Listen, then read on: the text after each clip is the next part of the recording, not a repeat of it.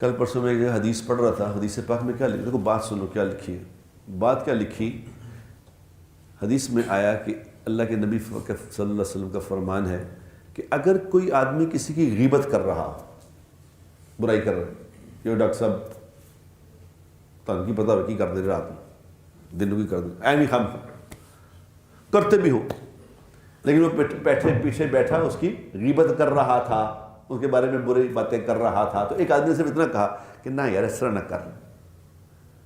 نہیں اچھے آدمی نہیں یار جانتے بس کچھ نہیں کیا ہو۔ غور سے سنو یہ بات، اس نے صرف اس کو منع کیا کہ اس کی برائی نہ کر، تو اللہ کے نبی کے فرمان کا مفہوم ہے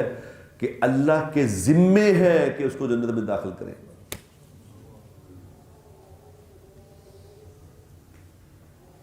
بتاؤ اللہ کیسا قدردان ہے اپنے بندوں کا۔ تو میں نے کسی جگہ یہ بیان کیا تو میں نے کہا اس کا دوسرا ورژن سنو مجھ سے،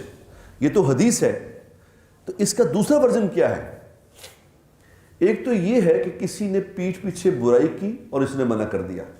اس نے منع کر دیا تو اللہ نے اپنے ذمے لے لیا کہ اس کو جنت میں داخل کریں گے۔ اب کوئی اگر کسی کی پیٹھ پیچھے اچھائی کرتا ہے، اس کے بارے میں اچھی اچھی باتیں بتاتا ہے، اسے اللہ کیا دیں گے بتاؤ؟ لیکن یہ میرا ورژن ہے۔ اللہ تو بادشاہوں کا بادشاہ ہے، جو منع کرنے پہ جنت دے سکتا ہے، وہ خیر کی بات کرنے پہ کیا دے گا؟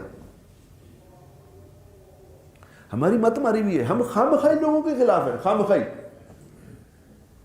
اور عذر کیا دیتے ہیں، وجہ کیا بتاتے ہیں، اور میں نے پیڑا لگا تھا یار